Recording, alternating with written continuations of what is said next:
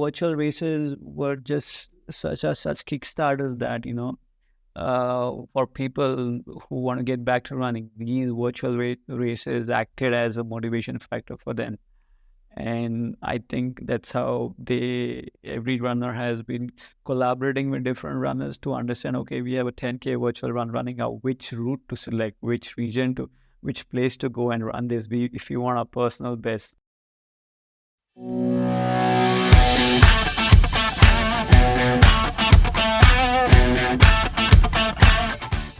Welcome to this spellbinding world of Above FitCast powered by Easier, Health Now, Education Now, Pay Later. Today we are about to embark on a thrilling odyssey with our incredible guest Yuvaraj Patil, an ultra runner whose passion for ultra running knows no bounds. In this episode, where we'll untangle the challenges from COVID-era training to thrilling virtual races and the intriguing impact of climate on ultra running. Talking in terms of training, how did you train in your COVID period and post and pre-COVID? What was the difference in that? Or how would you keep, yourself regular in that, lag period of say like 2.5 years and then coming back to normal? Yes, initial days, we kind of, waited it out and to see if the unlock happens quickly. It happened like we waited for a month's time or 2 months' time, but nothing was happening. And then gyms were shut down. Even in the society, the gyms were not open. In those cases, I believe people did not have weights at home or any kind of exercise equipment. But when the essential services started rolling out, I think people did, create a small home gym for workouts and, workout buddies if they're staying in the same society. And that's how I also ended up, stacking up weights in my home, and also joined a couple of online sessions for strength and yoga, definitely.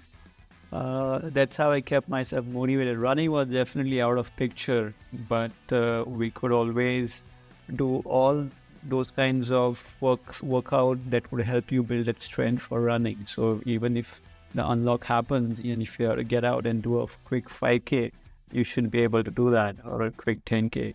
Should not end up, injuring yourself when you already have your strength and, conditioning training programs in place at home itself.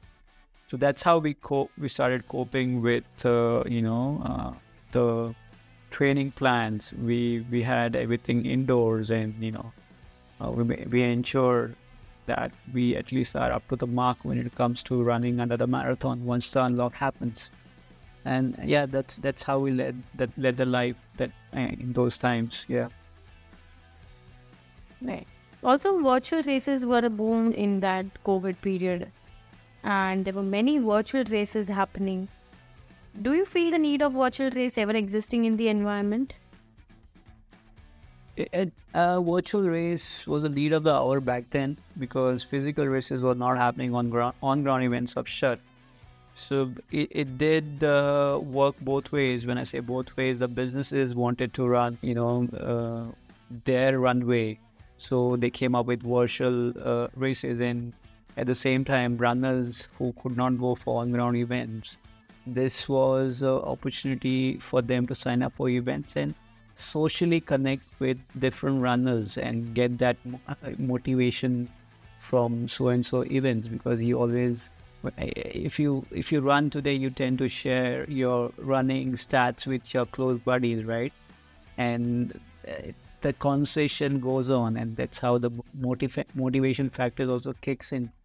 So when you keep that, kind of a regime in place, it may be an event or not an event. And virtual races were just such kickstarters that, for people who want to get back to running, these virtual races acted as a motivation factor for them.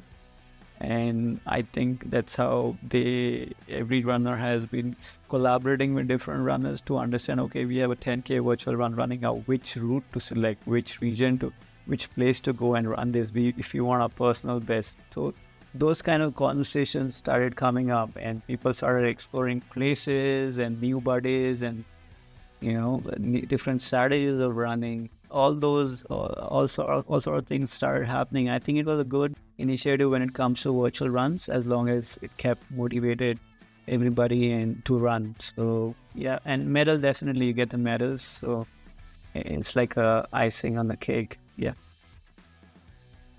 Mm-hmm. Right. So, as you've mentioned that you would require a mentor in your training regime, there are many virtual trainings happening nowadays, which started, which was eventually there before COVID, but now there are many who has started with, the virtual mentorship or the virtual. So, does the physical mentorship, I mean, like personally going and getting trained or getting trained by a virtual mentor, makes any difference in the performance of an athlete, or that works the same according to you? It will depend from person to person. So as a runner, what does a runner seek? Does it want a physical conversation, one-on-one conversation, or a virtual conversation? Physical was always there. You could hit the gym, you could meet the mentors, you could meet the guides, you could run with them, you could do group runs, you could see what kind of strength workouts were happening, and also all sorts of things was available for you, right? But when it comes to virtual training, I think people have evolved. Even the mentors have evolved. They have started using the social media as a channel to actually understand the people's behavior when it comes to training or by watching a screen, okay, and that to live trainings. They have changed the technique, in a greater aspect wherein they could understand the training well and then recommend programs. So like you mentioned in the earlier question, right, where you said, are gadgets important? So this is one of the things that people used. We were sharing Strava links, we were sharing the fitness links to understand how much has the body undergone when it comes to a 10K run, or even a strength workout or a yoga workout, right? So I think all these data points were used by these trainers, and they have outsmart themselves by understanding every person that they train, and that's how they have been laying down the programs. I'm sure they are always working now that it's virtual, and even they have expanded across the globe, wherein they can train people across the globe. So I think it's a good initiative. It works both ways. If it's a physical, definitely you have the rapport building concept that comes into picture, right? So when you meet a person, you feel okay, you get into that comfort zone. But I believe even virtual training, when you see the person, builds that comfort level as well.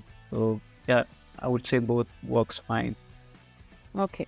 So, taking in consideration the dynamic climate which our country holds, especially in the long distance running, training in a different climate than the actual climate which we face on the event day, does that affect the performance, or do we need to incorporate those elements while training for a long distance run?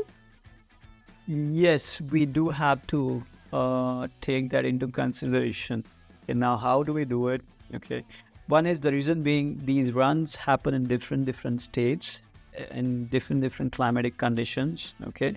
And they can last from 4 a.m. to the next 48 hours, when you see the sun rising and setting, and in the mornings could be cold and the afternoons could be very hot. So yeah, it's very important. So you train yourself. So that is when you train out of your comfort zone. So most of the runners could be a morning runner or an evening runner. Okay, if you're a morning early riser, if you're running at 4 a.m., you should try and run in the evenings as well, and you should try and get up midnight and start running as well. So these are different zones that you need to train your body to see how it responds, because when it comes to ultra running, your food intake pattern will also matter, right? So if you're eating something before a run in the morning and then going for a run and then you have to continue till the after lunchtime, then how do it did not be that you wait till the lunchtime to consume food, but it has to be done on regular intervals. So that's how you expose your body in that 24-hour interval, right? You could schedule your runs at different hours and see how your body responds to it. And that is when you get an idea how you need to pace your runs on the event day. Okay, if you're good, I think since COVID, everybody was working from home. It became easier for runners who had desk jobs to go to that location, do a few recce runs in that location, experience the terrain, experience the early morning jitters, or afternoon burns and everything.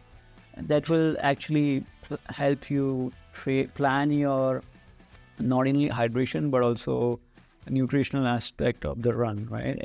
And if you have to stay awake the whole night in those conditions, you get a good insight of what's in the bag for you, right? So yes, it does matter when it comes to distance running in different climatic conditions. Get used to it. Yeah. Okay, so we wrap up this adrenaline pumping episode, but the adventure is far from over. Join us in our upcoming episode where we'll recount an unforgettable experience of running on a frozen lake and diving into the thrills and chills of this remarkable feat and exploring the mind of a true ultra running warrior. Make sure to subscribe and hit the notification bell so you do not miss out on any of the exciting episodes of Race Above FitCast, powered by Easier, Health Now, Education Now, Pay Later. Stay curious, stay determined, and let Race Above guide you to success.